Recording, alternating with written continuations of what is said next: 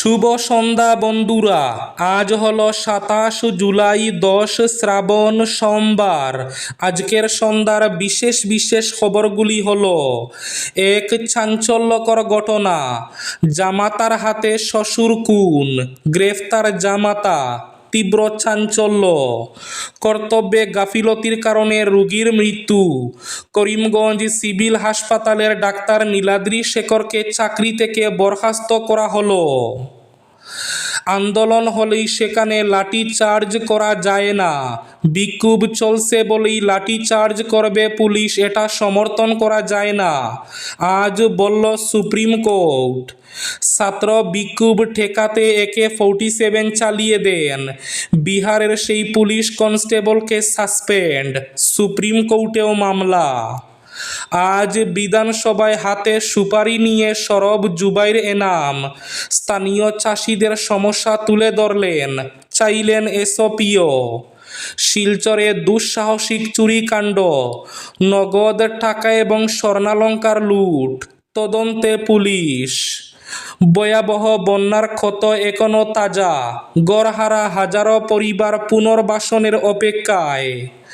প্রধানমন্ত্রীর বিরুদ্ধে কুরুচিকর পোস্টের জেরে কড়া পদক্ষেপ, আন্দোলন থামলেও সমাজ মাধ্যমে নজরদারি দিল্লি পুলিশের। বিস্তারিত থাকবে প্রতিবেদনে। আজ বিরোধীদের হট্টগোলের মাঝে লোকসভায় পেশ হলো প্রশ্ন ফাঁস রুখার কঠোর বিল। কংগ্রেস বলছে লোক দেখানো উদ্যোগ। এবং শেষ খবরটি, নিটের পর সংরক্ষণ সংস্কারের দাবি, এবার রিজার্ভেশন হটাও আন্দোলনের ডাক। তাহলে বিস্তারিত খবরে যাওয়ার আগে অবশ্যই ভিডিওটিতে একটি লাইক করে চ্যানেলটি সাবস্ক্রাইব করে পাশের বেল আইকনটি বাজিয়ে রাখবেন এবং ফেসবুক পেজটি ফলো করে ভিডিওটি অবশ্যই শেয়ার করবেন যাতে সঠিক তথ্যগুলো সবার কাছে পৌঁছাতে পারে। এবার শুনুন আজকের খবরগুলির বিস্তারিত। এক চাঞ্চল্যকর ঘটনা, জামাতার হাতে শ্বশুর খুন। বরপেটা রোড এলাকার সংলগ্ন বিলাসীপাড়া এলাকায় সংঘটিত এক চাঞ্চল্যকর হত্যাকাণ্ডে ব্যাপক চাঞ্চল্য। অভিযোগ, মদ্যপ অবস্থায় এক ব্যক্তি ধারালো অস্ত্র দিয়ে আঘাত করে নিজের শ্বশুরকে খুন করেছেন। নিহতের নাম কাশেম আলী, অভিযুক্ত জামাতার নাম জহর আলী। পরিবার ও স্থানীয় সূত্রে জানা গেছে, রবিবার গভীর রাত প্রায় 1:30 জহর আলী মদ্যপ অবস্থায় শ্বশুরের বাড়িতে সে অশান্তি সৃষ্টি করে। এ সময় শ্বশুর কাশেম আলী বাধা দিলে ক্ষিপ্ত হয়ে অভিযুক্ত ধারালো অস্ত্র দিয়ে তাকে একাধিকবার আঘাত করেন। গুরুতর জখম হয়ে ঘটনাস্থলে কাশেম আলীর মৃত্যু হয়। ঘটনার পর অভিযুক্ত পালানোর চেষ্টা করলে পরিবারের সদস্যদের চিৎকারে স্থানীয় বাসিন্দারা দ্রুত তাকে আটক করে বরপেটা রোড থানার পুলিশকে খবর দেন। পুলিশ ঘটনাস্থলে পৌঁছে মৃতদেহ উদ্ধার করে ময়নাতদন্তের জন্য পাঠায় এবং অভিযুক্ত জহর আলীকে গ্রেফতার করে থানায় নিয়ে যায়। কর্তব্যে গাফিলতির কারণে রোগীর মৃত্যু। করিমগঞ্জ সিভিল হাসপাতালের ডাক্তার নীলাদ্রি শেখরকে চাকরি থেকে বরখাস্ত করা হলো। চিকিৎসায় চরম গাফিলতি এবং কর্তব্যে অবহেলার অভিযোগে করিমগঞ্জ সিভিল হাসপাতালের স্ত্রীরোগ বিশেষজ্ঞ ডক্টর নীলাদ্রি শেখর দাসকে চাকরি থেকে সাময়িক বরখাস্ত করা হয়েছে। রাজ্যপালের পক্ষ থেকে রাজ্য সরকার নির্দেশিকা জারি করে এই সিদ্ধান্ত কার্যকর করেছে। ঘটনার সূত্রপাত গত 20 মে। জানা গেছে, সেদিন অত্যন্ত আশঙ্কাজনক ও জটিল শারীরিক অবস্থা নিয়ে করিমগঞ্জ সিভিল হাসপাতালের প্রসূতি বিভাগে ভর্তি হয়েছিলেন নাজমা বেগম নামের এক মহিলা। সেদিন হাসপাতালে অন ডিউটি ছিলেন চিকিৎসক নীলাদ্রি শেখর দাস। রাতে রোগীর অবস্থার অবনতি হলে কর্তব্যরত নার্সরা কয়েকবার ফোনে তার সাথে যোগাযোগের চেষ্টা করলেও তাকে পাওয়া যায়নি বলে অভিযোগ। শারীরিক অবস্থার ক্রমাগত অবক্ষয় দেখে পরদিন সকালে প্রসূতিকে তড়িঘড়ি শিলচর মেডিকেল কলেজ হাসপাতালে রেফার করা হয়। তবে দুর্ভাগ্যবশত মেডিকেল কলেজে পৌঁছানোর পথে প্রসূতির মৃত্যু হয়। এই মর্মান্তিক ঘটনাকে কেন্দ্র করে হাসপাতাল চত্বরে চাঞ্চল্য ছড়ায় এবং ওই চিকিৎসকের বিরুদ্ধে চিকিৎসায় গাফিলতির গুরুতর অভিযোগ উঠে। আন্দোলন হলেই সেখানে লাঠিচার্জ করা যায় না, বিক্ষোভ চলছে বলেই লাঠিচার্জ করবে পুলিশ এটা সমর্থন করা যায় না, বলল সুপ্রিম কোর্ট। শান্তিপূর্ণ প্রতিবাদ করার অধিকারকে স্বীকৃতি দেয় সংবিধান, তাই আন্দোলন হলেই সেখানে লাঠিচার্জ করা যায় না। আজ সোমবার এমনই মন্তব্য করল সুপ্রিম কোর্ট। গত 20 মে ককরোচ জনতা পার্টির ডাকে সংসদ অভিযানে নেমেছিল লক্ষাধিক পড়ুয়া। সেখানে দিল্লি পুলিশ লাঠি চালায়। গোটা ঘটনায় তদন্তের দাবিতে আবেদন জমা পড়ে সুপ্রিম কোর্টে। সেই মামলার শুনানি চলাকালীনই এই মন্তব্য। সোমবার শুনানি চলাকালীন শীর্ষ আদালতের তরফে বলা হয়, শান্তিপূর্ণভাবে এবং নিয়ম মেনে প্রতিবাদ সংবিধান দ্বারা স্বীকৃত। কেবলমাত্র প্রতিবাদ হচ্ছে বলে কোনো শান্তিপূর্ণ আন্দোলনে লাঠিচার্জ করা যায় না। 20 মে প্রসঙ্গে আদালতের মত, পুলিশের আচরণ নিয়ে তদন্ত হওয়া দরকার।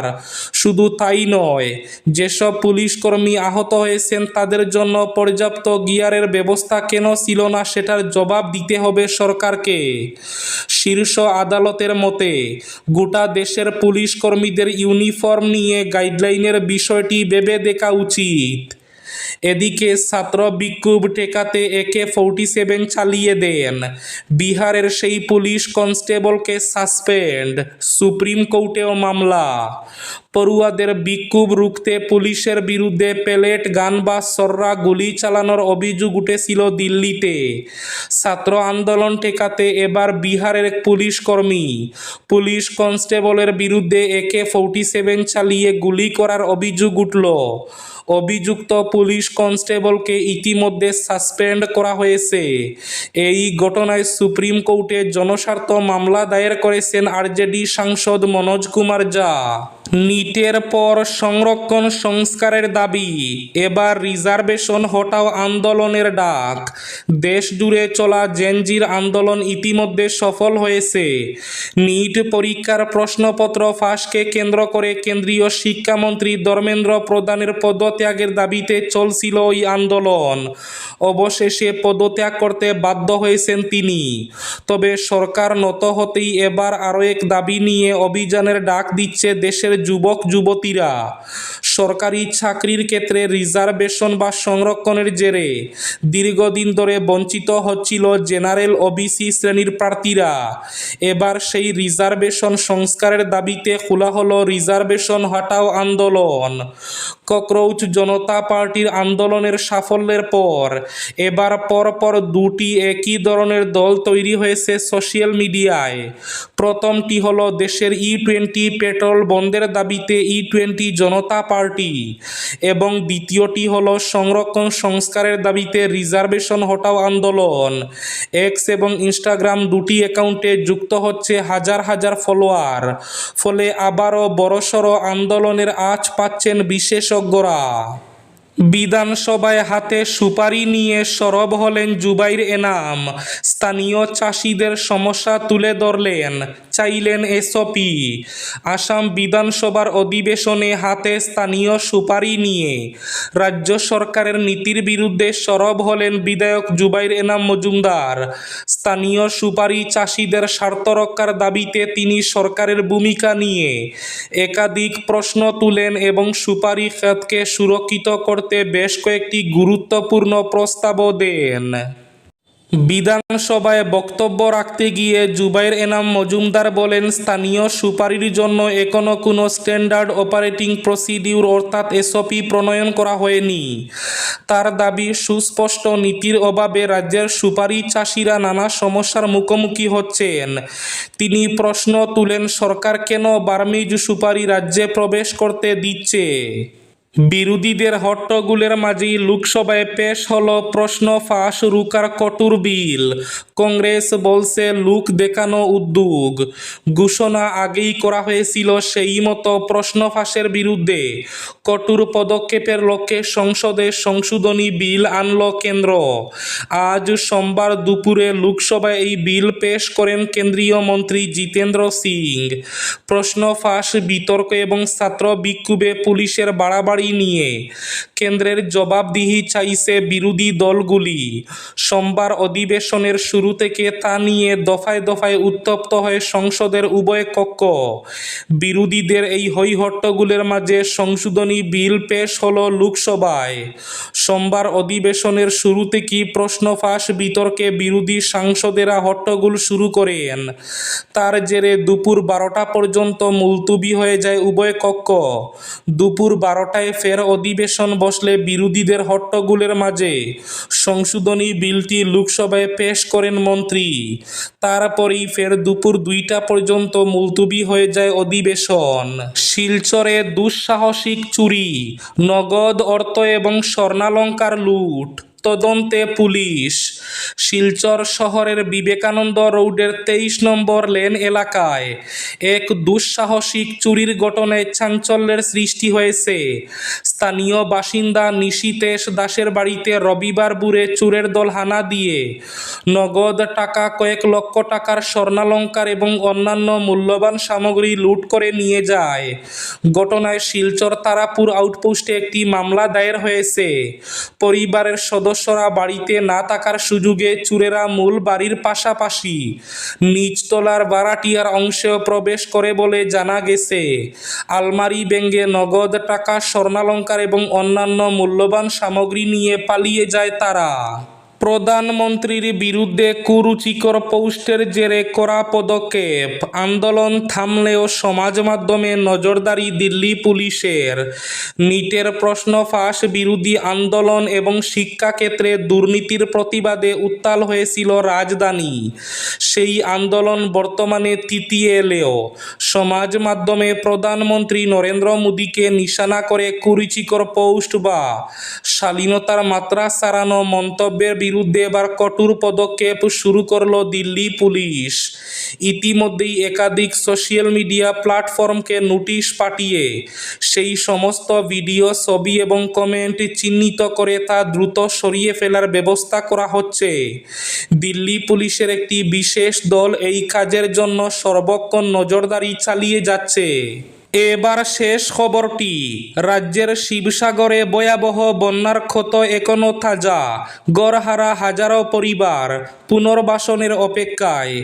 অসমের ঐতিহাসিক শহর শিবসাগরের বন্যার জল ধীরে ধীরে নেমে গেলেও হাজার হাজার ক্ষতিগ্রস্ত পরিবারের দুর্ভোগ যেন এখনই প্রকৃত অর্থে শুরু হয়েছে। জেলার বিভিন্ন এলাকায় অসংখ্য মানুষ ঘরবাড়ি, সহায় সম্বল হারিয়ে খোলা আকাশের নিচে মানবেতর জীবনযাপন করছেন। জেলার সবচেয়ে ক্ষতিগ্রস্ত এলাকাগুলির মধ্যে অন্যতম সন্তা গ্রামের 22 বছর বয়সী মোহিনী মল্লিক বলেন, কিছুই বাঁচানোর সময় পাইনি, প্রাণ নিয়ে দৌড়ে পালাতে হয়েছে। এখন আমাদের বাড়ি সম্পূর্ণ ধ্বংস হয়ে গেছে, রাস্তার ধারে থাকতে হচ্ছে, খাবার, পানীয় জল, পোশাক ও ঔষধের তীব্র সংকট রয়েছে। বিভিন্ন স্বেচ্ছাসেবী সংস্থা এবং অন্য জেলার মানুষ সাহায্য করলেও প্রশাসনের কাছ থেকে এখনো পর্যন্ত সহায়তা পাইনি। আরও এক